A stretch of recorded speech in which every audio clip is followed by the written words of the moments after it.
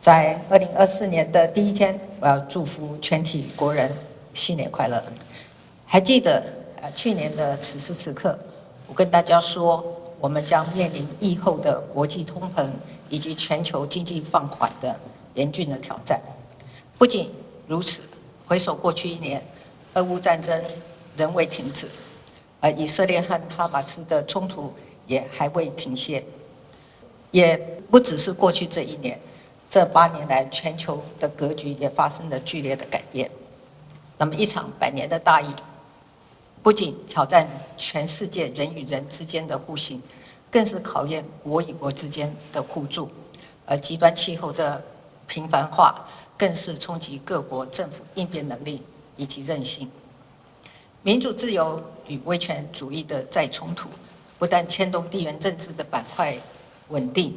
也冲击国际供应链的版图重整。那么这8年来，世界变得不一样了。民主自由不只是价值信仰，而是地缘政治中必须捍卫的堡垒，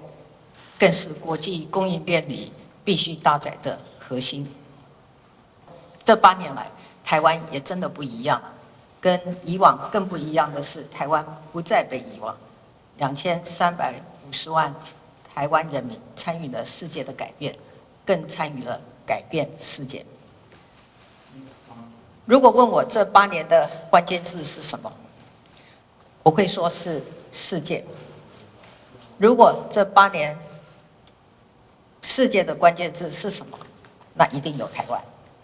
这8年来，我们信守承诺，维持现状，我们也展现决心，强化国防。不仅是永鹰号已经完成27架，海鲲号原型舰也已经下水。从防御的策略的检讨、武器设备的现代化、全民防卫体系的建构到军事训练的强化，我们全面启动国防改革，而这个改革是现在进行式。但是我们不挑衅、不屈服，以无比坚定的信用赢得国际社会的信任，深化和民主伙伴的合作，让我们既能够自信坚定的面向世界，也能自信沉稳的面对中国。如今，Taiwan Can Help 是国际肯定的行动，在国际社会需要帮助的时候，台湾的力量一直都在。在对岸遭逢天灾危难之际，台湾的关怀也一直都在。而在增加国际合作的同时，我们也期盼两岸之间能够负起共同的责任。我们期盼两岸尽速恢复健康有序的交流，也期盼以和平、对等、民主对话，共同寻求两岸之间长远稳定的和平共存之道。面对全球民主自由跟威权主义的再冲突，未来台湾的唯一的选择依然是继续坚守民主，守护和平。今年度的国防总预算将达到史上新高的6007亿。我必须强调，和平要有善意，更要靠实力，而展现自我防卫的决心，就是国际社会共同守护台湾、维护台海和平稳定最重要的支撑点。我们要展现坚定的意志，要守护民主自由生活的方式，让全世界更加的确认台湾是全球民主和平不可或缺的关键要角，而不是可有可无的一份子。因此，维护台海及区域的和平稳定，不仅是当前国际社会的共识，也是两岸的共同责任。不仅是台湾不分朝野政党的共同使命，更是台湾2350万人民的共同的期待。这8年来，我们全力厚实国力，减轻压力。我们透过推动前瞻基础建设、5+2的产业创新以及6大核心战略产业，来提升投资环境，强化经济体质，也缩小了城乡差距，提高生活品质。我们的 GDP 从8年前的17.5兆大幅成长，到去年超过23兆。台股的指数从我2016年上任那天的8131点，到上周5去年的封关，已经达到了17930点，不仅再创出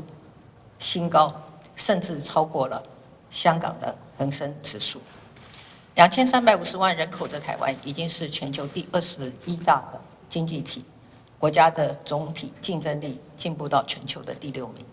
然而我知道疫病通膨所带来的物价、房价的压力，确实让人民的生计与这些经济数据感到有所距离。所以我们倾全力将经济成长的果实进行公平正义的社会再分配，来减轻大家的生活压力。像是过去几年，我们启动税改，提高免税额和扣除额，让台湾现在有305万户，大约是47%的国人不用缴综合所得税。我们的长照预算从我上任时候的54亿，今年将超过876亿。我们0到6岁国家一起养的政策，从2016年的150亿的预算，今年将超过1100亿。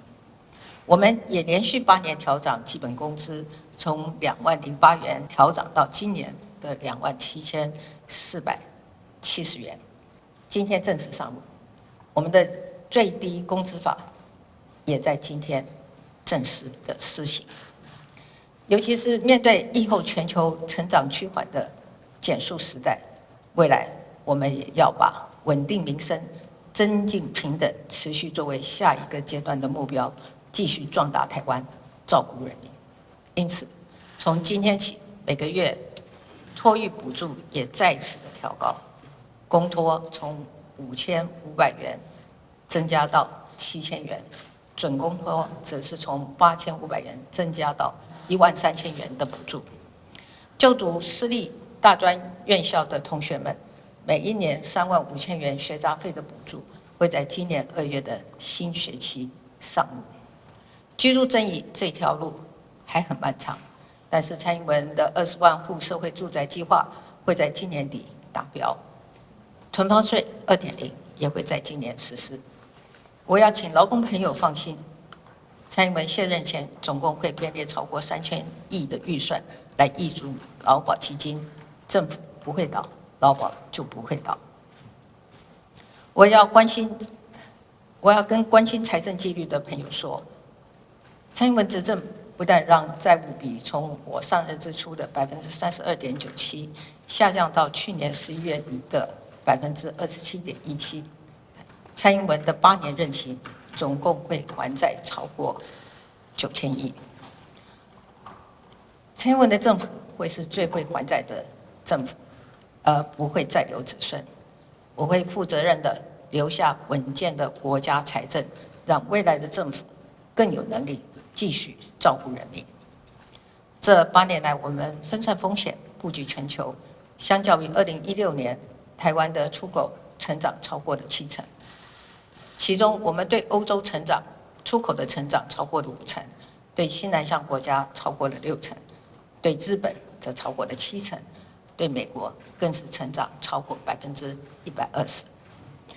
台湾走向世界，世界也走进台湾。我们的投资台湾3大方案吸引了2.1兆的投资金额，